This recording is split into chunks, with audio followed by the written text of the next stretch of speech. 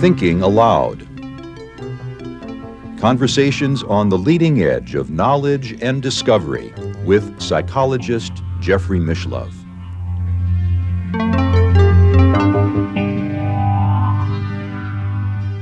Hello, I'm Jeffrey Mishlove.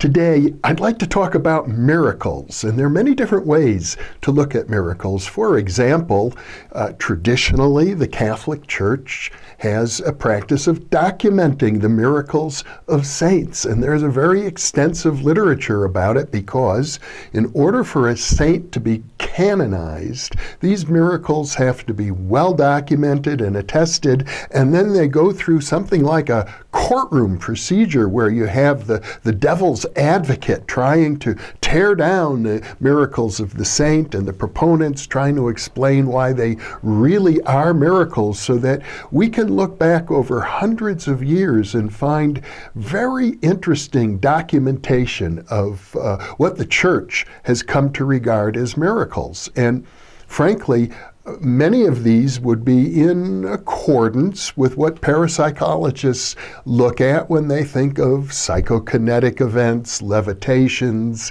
healings, and things of that sort, as well as a wide variety of altered states of consciousness and precognitions or prophecies.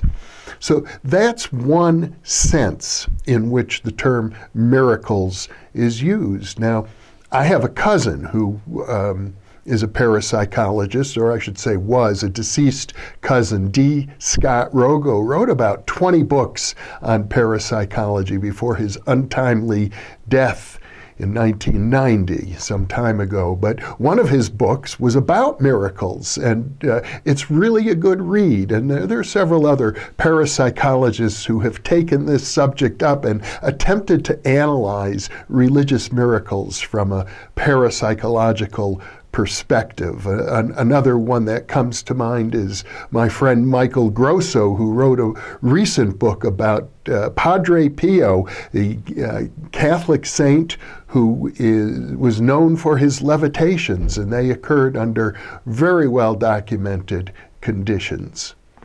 Now, that's one sense of the word miracle. There's another sense, for example, in a course in miracles I guess you could say it's a set of books, which has been translated now into many languages. It's a spiritual guide with lessons for every day of the week for 365 days.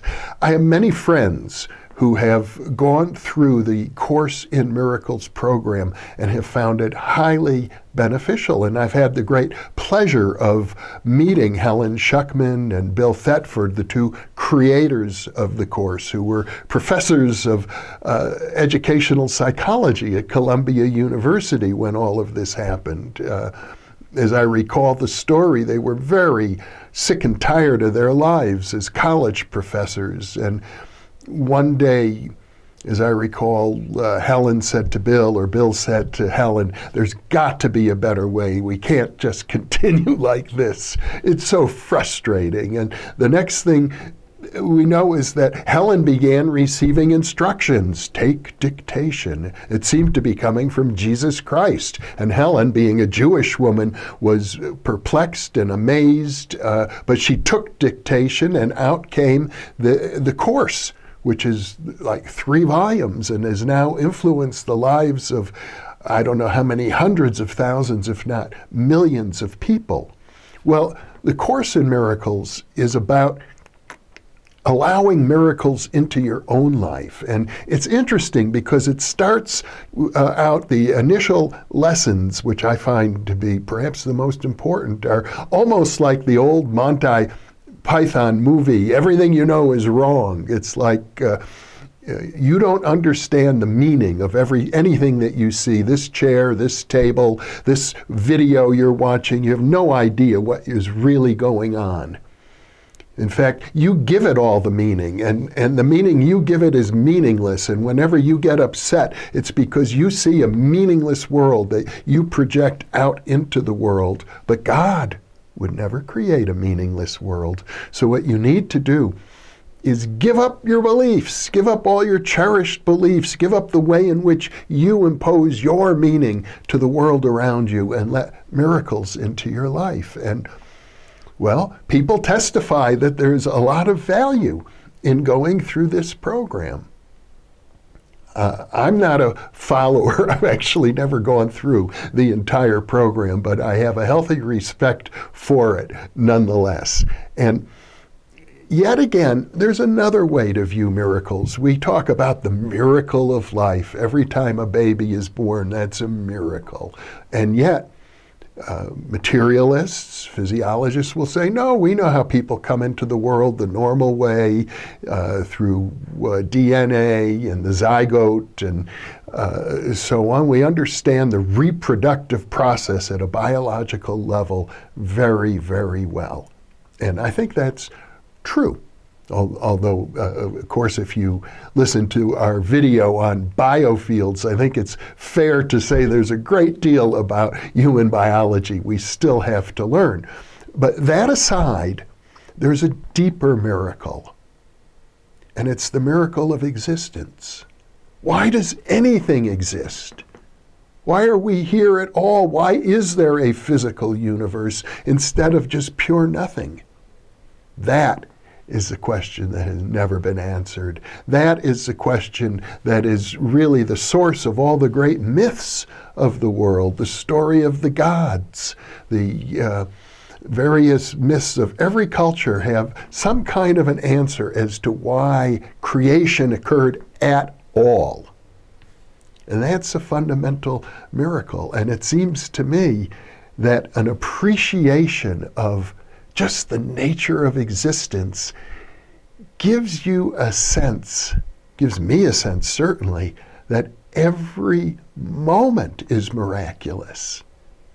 And I think to the extent that we go through our daily life and we don't appreciate the miraculous of every single here and now moment, we take them for granted. I mean, we're given so many thousands of seconds, hundreds of thousands of seconds, or tens of thousands of seconds in a human lifetime. I haven't ever calculated exactly, but it wouldn't be hard to calculate the number of seconds in, let us say, an 80-year lifespan. Each second is precious. Each second is, in effect, miraculous. Why should we be here at all instead of there being just pure nothing?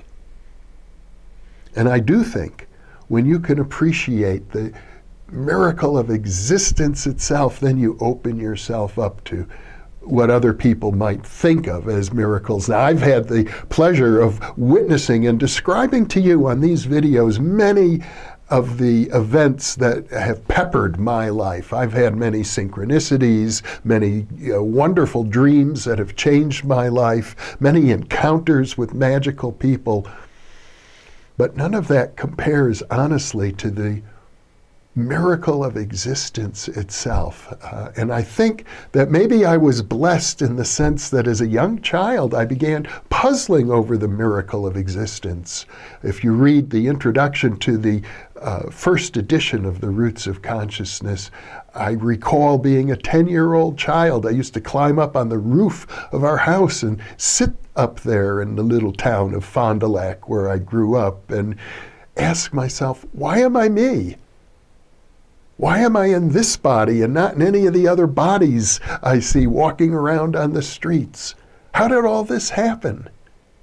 And if you can hold the mystery of existence itself in your heart, it gives you an opportunity to open up to the possibility of other miraculous events. And it also gives you the possibility of letting go of some of the cherished beliefs that you may hold that interfere with your appreciation of the miracle of existence itself.